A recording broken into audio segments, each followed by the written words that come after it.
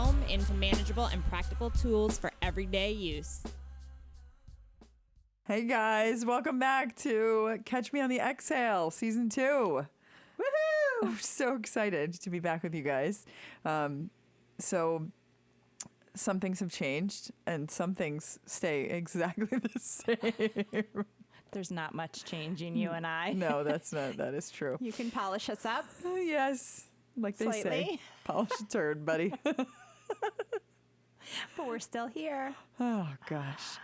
Well, so welcome back, guys. A lot has gone on since we were recording last, and we wanted to kind of come back and do a little reframe of self-care for you guys, because we've talked quite a bit in the course of the time while we were not recording, and a lot has happened with each of us, good and bad, and we've talked a little bit about what self-care kind of is now at this point in our lives, and I don't know. So we're going to talk about all that fun stuff today, but we also have some tips for you for your own self-care practice and kind of getting re-engaged.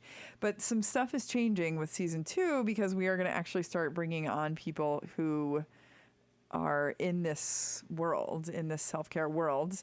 And, you know, we can tell you all about our own journeys, but we also want to learn about like what else is out there and what other people are doing and, you know, who could help us and where we could look for resources, right?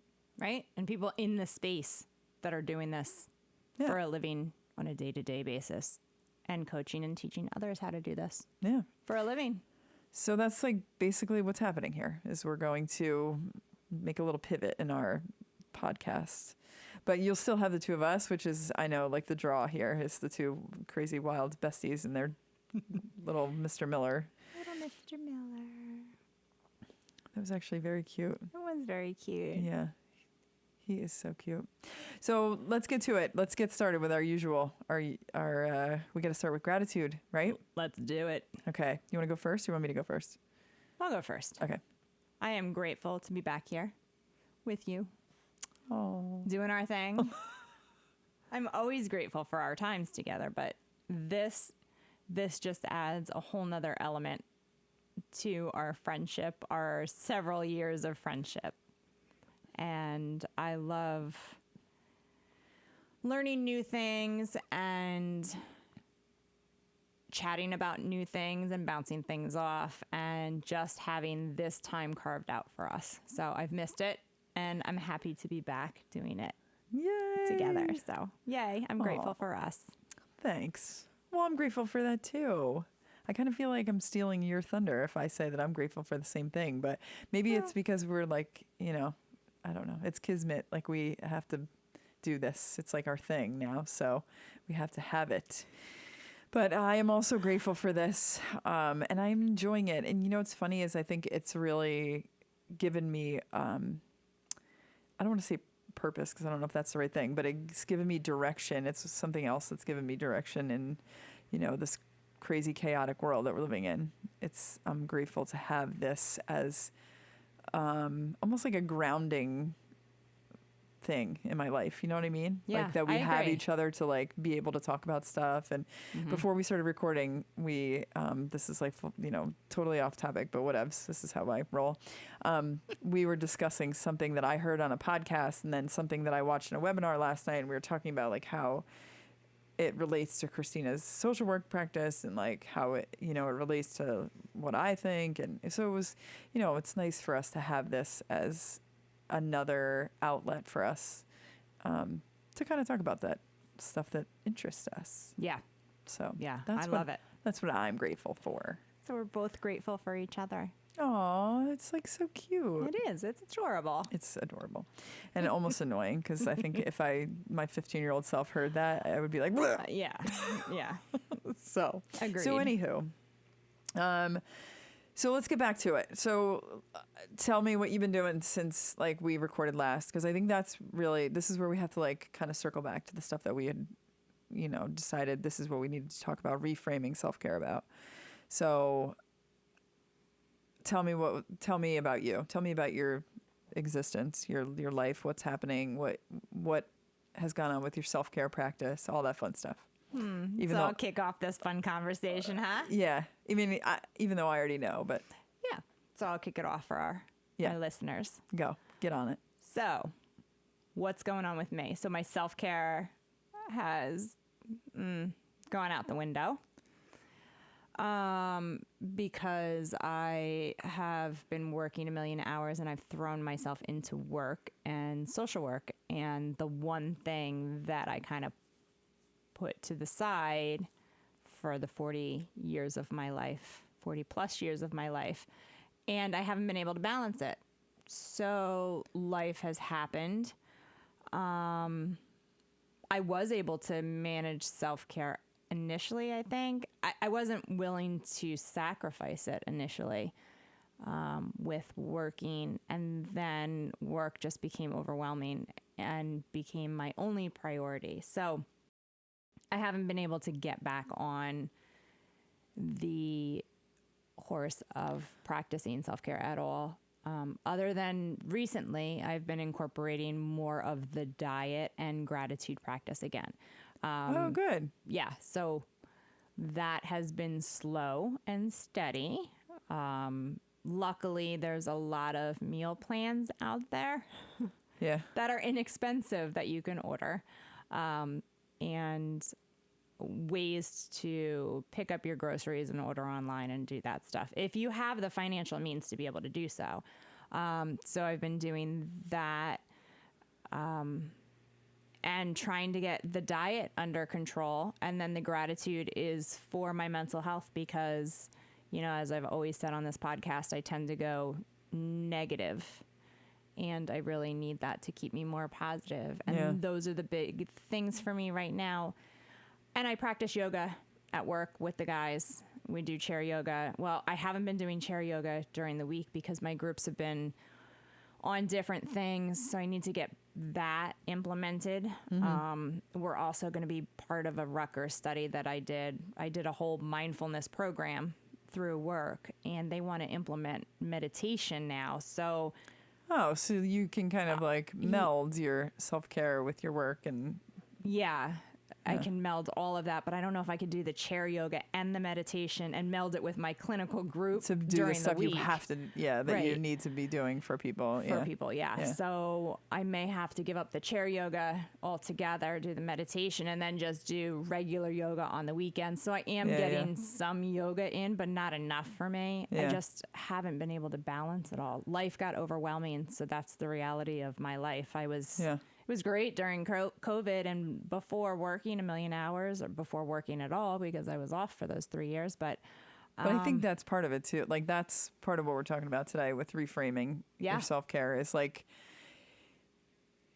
you don't have to, it doesn't have to be like every day, all the time. Like this is how it's going to, a consistent every single day practice type of deal. You know what I mean? And I think that's part of, hopefully that's what you've started to see now. Like, I'm sure once you get your gratitude practice is, get your feet under you again and really feel like you're making a dent in it. You know what I mean? Yeah. Like once you get the habit back of doing the gratitude practice, right? Like you start to feel better about it and it starts to become, helpful. Yeah. So I guess, I don't know, that was something that my biggest thing was like being like I don't want to say false inspiration, but almost like, that was something that you had mentioned when we talked was like being a false inspiration by doing a podcast about self-care, but then I'm not doing self-care. Right. But here's the thing that I'm like my big thing. We talked about how back when we did our intentions podcast, like having a goal of doing self-care is not something that should be like a should, right? Like I should be doing yoga. I should be meditating. I should be, going to get my massage once a month or whatever your self-care is, however you feel like self-care is. But I think that's the point here of reframing it is that it's not about what it should be. It's about what can be and what you can incorporate when you can, right?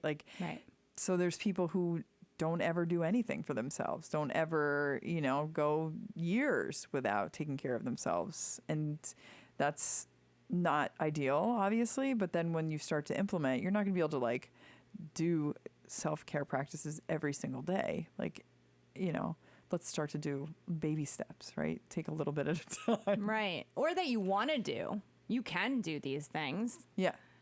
I think self-care is something that you want to do too. So you find that these practices work for you, like the gratitude thing. And then you want to do it because you're like, oh, well, I know that works for me and that helps me. So yeah, damn it, I want to get back into it. So I'm going to do this consistently to make it a daily practice because I know it works for me. Right.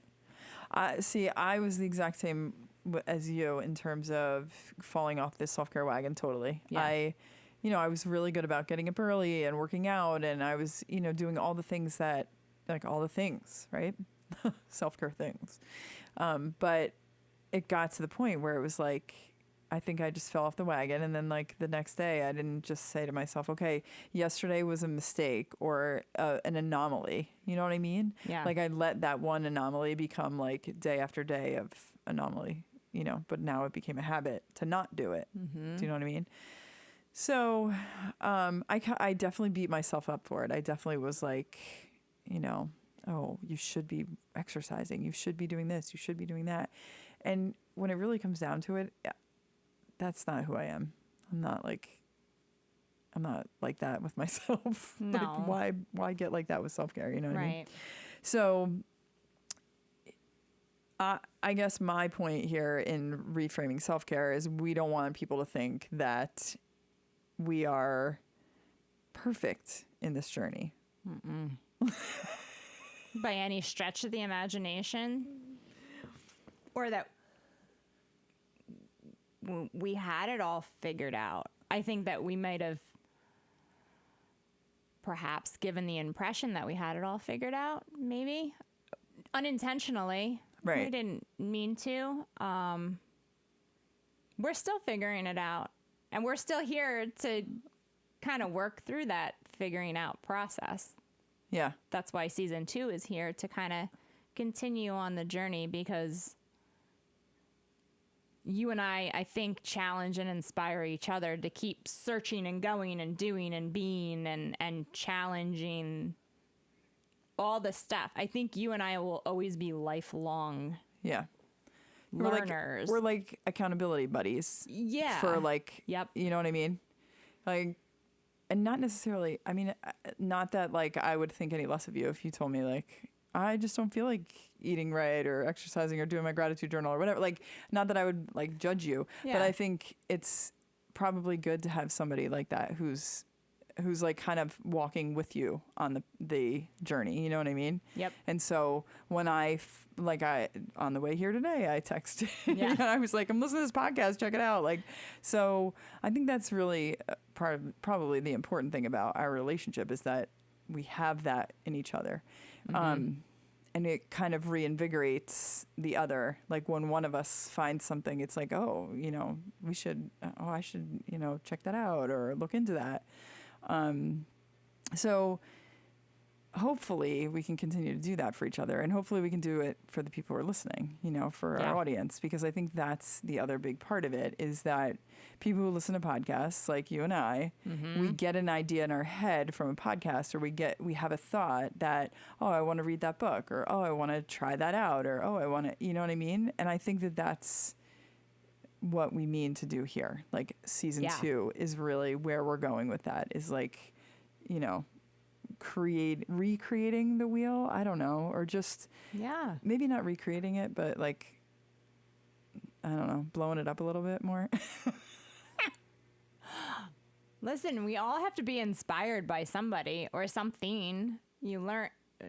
That's what knowledge is. Like, I feel like it's this spin on what you're taking all this stuff in from all these different sources, and then you're putting, maybe your spin isn't the right verbiage, whatever. You're putting it in your head, and you're figuring out what to do with it and making sense of it yourself. Yeah. In our case, we bounce it off of each other. Yeah. We talk about it, and then we're like, oh, that would make an awesome podcast. Yeah. Let's walk through it. And Yeah. then, record it and figure out our way. Figure out what's happening.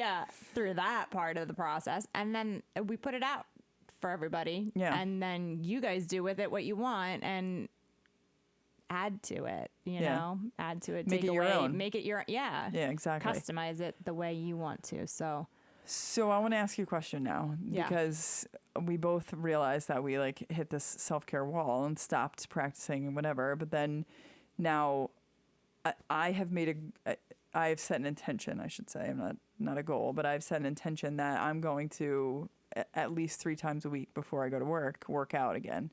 Not every day, but 3 times a week. So if I wake up on a Tuesday morning and I'm like, oh my God, I'm exhausted. I have to sleep an extra half hour.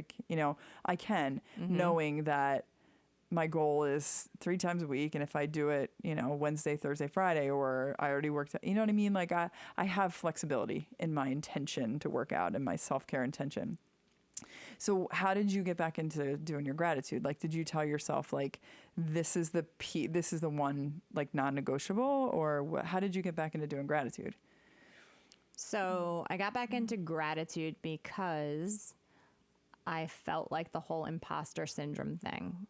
So it's funny because I think I sent you the text one day when we were going back and forth, and I'm like, I'm trying to switch my brain from work mode to podcast mode, or even conversation mode, because it's hard because I go from mental health, addiction, really heavy topics to not that this isn't really necessarily a heavy topic, but it's fun for us. It's this fun. Is This is an enjoyable thing. You like to learn about this and you like to be involved. I get it. But it's a hard transition for me to split my brain like that. So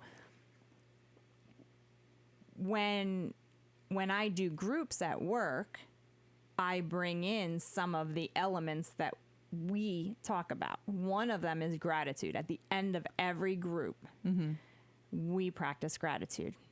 So recently I've been switching it up and talking to them because a lot of them don't have self-confidence. They've got a lot of deep-seated issues and struggles and challenges. And I try and we hone into stages of change and trauma and all these. Wellness is my Sunday group. Yeah. So we have all these heavy conversations, and then I end my week on wellness, which is great. It's right up my alley. But I've been transitioning gratitude to think of something you're grateful for about yourself. We're always quick to find these horrendous things about I can identify a million things I don't like about myself. Right. I'm hard pressed to say what I'm grateful for about myself. Yeah. So when I started gratitude with the guys, I was like, you know what, I really miss this. And I kind of feel like an imposter. I'm asking them to practice gratitude, something I cherished so much. Yeah. And I spoke of so much. And here I'm not practicing it on a regular basis. Then I transitioned it to think of things you're grateful for about yourself. And I go around and call each one of them. Right. And they'd give me something. Do you do that with yourself now? Or is your gratitude all still the way you were doing it? No, but it's... Did you hear that? It was she was like, hold on. Yeah. So it's a little bit of both. Yeah.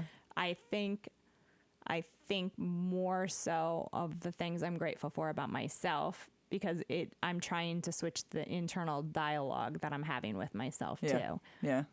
So I switch it on and off more so because I'm doing it with them. I'm trying to get away from the imposter syndrome and I'm speaking out of both sides of my mouth and not practicing what I preach. Right, and then, so that's how I got more committed. I'm not doing it on a daily basis. I'm trying to do it, but now I need to really step up and do it to switch that mindset. Focused on it. Yeah. It seems like, that was the big, and I think we talked about it with exercise with you, where you were saying, you have to do it every day or else it's going to be easy for you to not do it. Do you know what I mean?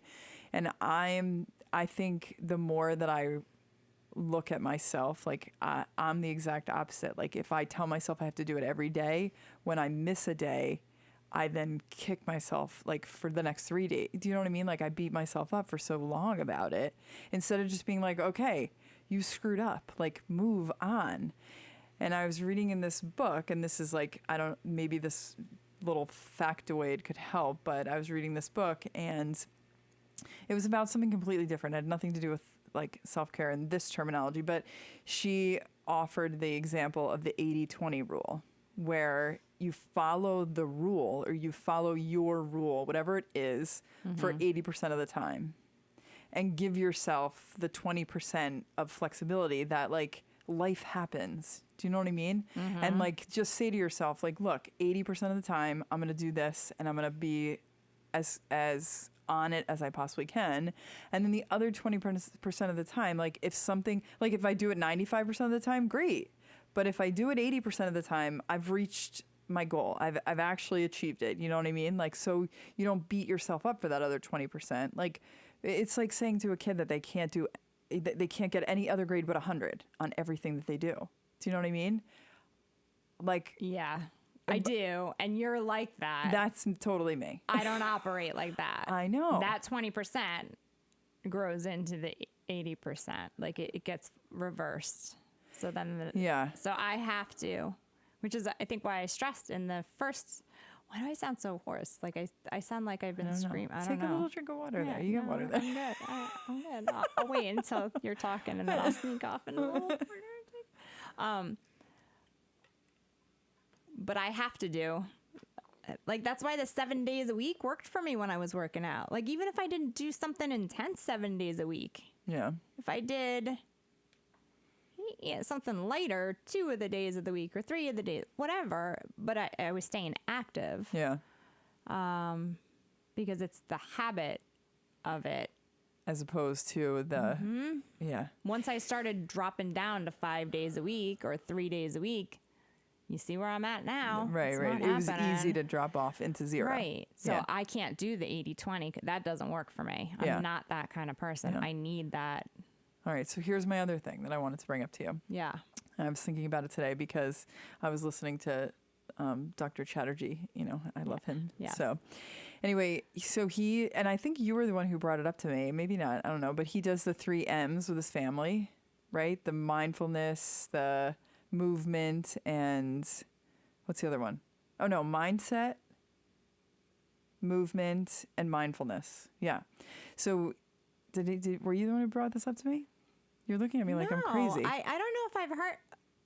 All right, let me explain it. Maybe that was one of the original ones we listened to with him. I think it sounds familiar. Let me explain it, and then we'll decide. Okay. So in order to add the consistency to your practice of whatever it is, right? So like he does 5 minutes. Like I swear it was you and I talked about this, but maybe not. Maybe I'm like losing my mind. It was the 5 minutes of exercise. But so he adds these 3 things, the 3 M's, and it's like, for example, for 5 minutes, you do like a mindfulness practice, like a breathing exercise. Let's say you do the breathing exercise for a minute and a half or a minute, let's say. So it's like you do the 3, 4, 5 breathing. So you breathe in for 3, you hold for 4, you breathe out for 5, right? In through your nose, out through your mouth, right? And it helps to like relax you. It's mindful practice. It's like, right. Okay. And then you do some kind of movement for, let's say you do the, I don't know, mountain climbers on your, kitchen floor, or you do like body weight squats or whatever. And then the third thing you do is, mindset. So he does like a gratitude practice or something like that gets his mind into like a positive state. So this is like a 5-minute self-care that he can do if he knows he's got a really busy day, or he just went through a really busy day and now he's exhausted and he's like, I can't go and exercise for 45 minutes, but he achieves those 3 things, which he says are like, non-negotiable type deals, is like mindfulness, mindset, and whatever, movement. But it was an interesting thing that maybe we could all incorporate as a in order to hit the 100%, right? Like on one of those Tuesday nights when you get home at 11:30 or whatever, and you're like, I didn't do anything today. That's 5 minutes that you can set aside. Like after you brush your teeth, you can, do you know what I mean? You can add that in as 5 minutes of your day where you achieve your 100% without like, you know, having to overdo it, I guess is my point. Yeah, I love that. That wasn't me.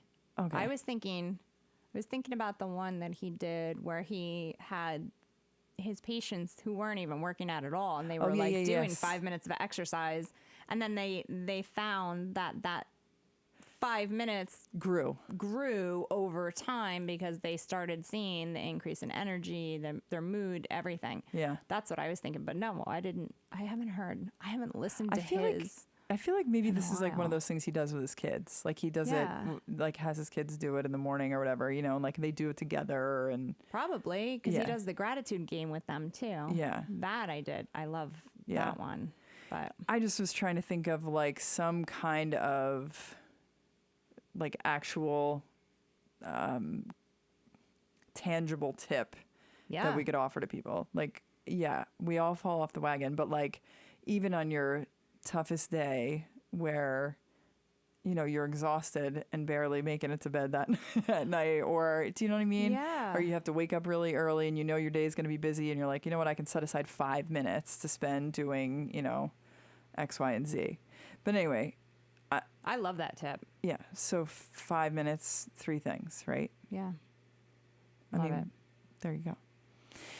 So I guess we are pretty much done talking about reframing self-care, and we're going to really we're excited, guys, because season 2. Also, we are going to have the This Is 40 episode. I cannot wait for that. We have been really, I know we've been talking it up a lot too, so I hope it like lives up to its billing. Like, so we're excited about that, and we just wanted you guys to know that we all set intentions and fall short of what those intentions are, but it doesn't mean that that's the end of the journey. It just means that it's a bump in the road, and we all have to just get back on the horse, right? Yes. It's basically the gist of this whole thing. Progress over perfection. How about it, man? Progress over perfection. Yes. Well, I guess that's pretty much all we got from them today, right? It sounds to me like we just wanted to touch base and say, hey, we're back. Season 2 is fully in the works, and we'll be releasing some more episodes soon. Yeah. Deuces.